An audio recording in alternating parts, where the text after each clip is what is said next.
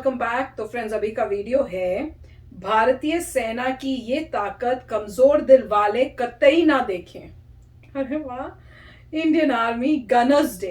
तो चलो वीडियो शुरू करते हैं। पर वीडियो शुरू करने से पहले अगर आप चैनल पर नए हो और आपने अभी तक सब्सक्राइब नहीं किया तो जल्दी से पहले सब्सक्राइब के बटन और बेल आइकन को क्लिक कर लो ताकि आपको हमारे सारे न्यू वीडियोस के नोटिफिकेशन मिल जाए जैसे हम अपलोड करें। अगर आपको वीडियो पसंद आता है प्लीज लाइक एंड शेयर। चलिए शुरू करते हैं। ये बड़े कमाल के थे, एक एक में से निकलता है। वो अभी डाल रहे हैं।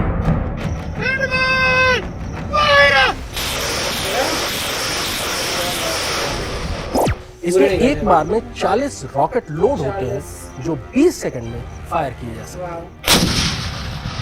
इन धमाकों की गूंज से दुश्मन का खून सूख जाता है।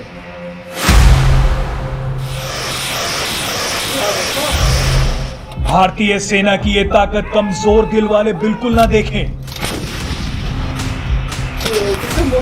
आज हम आपको भारतीय सेना का तोपखाना बेहद करीब से दिखाएंगे।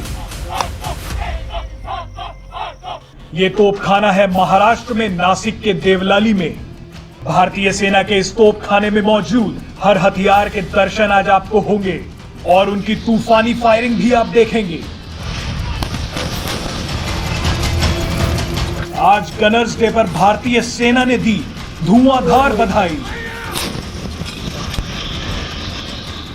और इशारों इशारों में दुश्मनों को दे दिया बड़ा संदेश।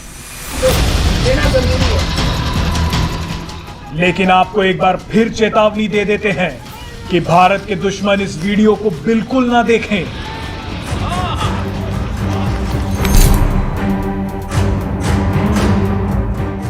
भारतीय सेना मुख्यतः 3 तरह के multi barrel rocket launchers fire करती है, ग्रैड, पिनाका और स्मर्श।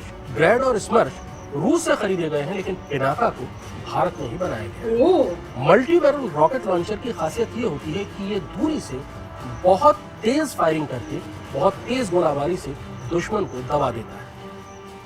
ये ग्रैड सिस्टम है जो रूस से खरीदा गया है। 20 किलोमीटर से लेकर 40 किलोमीटर तक इसकी रेंज होती है। इसमें एक बार में 40 रॉकेट लोड होते हैं जो 20 सेकंड में फायर किए जा सकते हैं। एक लाइन में 10 थे। 105 मिलीमीटर की इंडियन फील्ड गन भारतीय तोपखाने में सबसे हल्की तोप है। वजन लगभग 3.5 टन के आसपास है। रेंज 17 किलोमीटर है लेकिन डायरेक्ट फायर में इसकी रेंज तकरीबन 1 किलोमीटर होती है।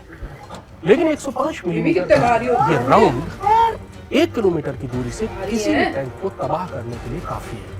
इसलिए जब भी टैंक आगे बढ़ते हैं तो उनको इंगेज करने के लिए अलग-अलग हैं दोनों 1 किलोमीटर की दूरी से ये बहुत कारगर हथियार है। बहुत हल्की है, इसलिए पहाड़ों पर चाहे लाइन ऑफ कंट्रोल हो या लाइन ऑफ एक्चुअल कंट्रोल हो, वहां पर इस गन को ले जाना और इसको कार्रवाई के लिए तैयार करना, कार्रवाई करना नहीं, दोनों की अलग शेप थी। इस समय ये गन लाइन ऑफ कंट्रोल यानी पाकिस्तान की सरहद पर भी तैनात है और लाइन ऑफ एक्चुअल कंट्रोल यानी कि चीन की सरहद पर पूर्वी लद्दाख में भी ये तो तैनात है। ऐसे डाला। दूसरे पार्ट को क्या करेंगे? अब हम आपको दिखाते हैं भारतीय तोपखाने की सबसे नई, सबसे असरदार, सबसे कारगर तोप। ये है M777 ultra light howitzer. Ultra light इसलिए क्योंकि इसका वजन केवल 4.5 टन है और इसलिए इसको हेलीकॉप्टर से जहां चाहे वहां बहुत कम वक्त में ले जाया जा सकता है। इसको तैनात किया जा सकता है। 155 मिलीमीटर का कैलिबर है यानी वही कैलिबर जो बोफोर्स का होता है। राउंड 30 से 35 किलोमीटर तक जाता है और तबाही जबरदस्त।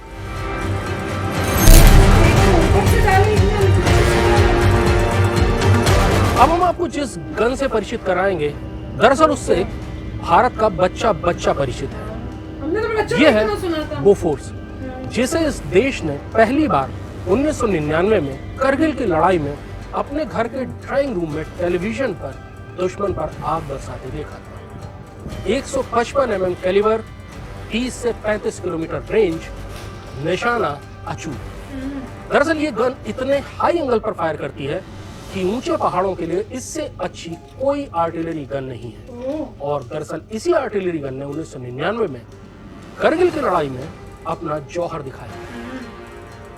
ऑटोमेटिक है, शूट एंड स्कूट, यानी एक बार फायर करने के बाद ये अपनी जगह बदल देती है, जिससे दुश्मन को गन लोकेटिंग रडार जो दुश्मन के होते हैं वो इसको लोकेट नहीं कर पाती और जवाबी फायर दुश्मन की पोजीशन चेंज कर देती है।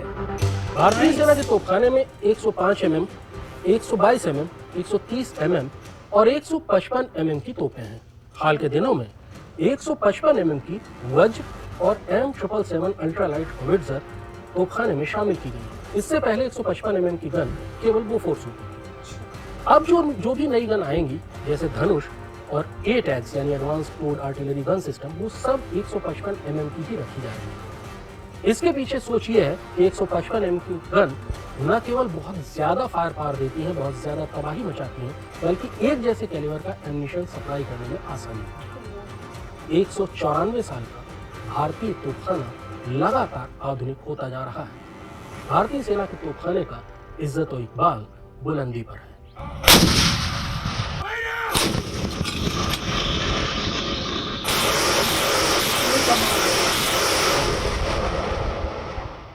तो फ्रेंड्स, वीडियो वाकई बहुत अच्छा था। क्यों? क्योंकि इतनी पास से दिख रहा था एग्जैक्टली क्या प्रोसेस होता है, उसको कैसे लोड करते हैं और कैसे फायर करते हैं। अच्छा, मुझे ये बताना कि जब ये लोड करते हैं तो वो पूरा मार्चिंग पोजीशन से जाके फिर उसको उठाना, फिर उसको वापस करके वो सारा वो प्रोसेस क्यों होता है?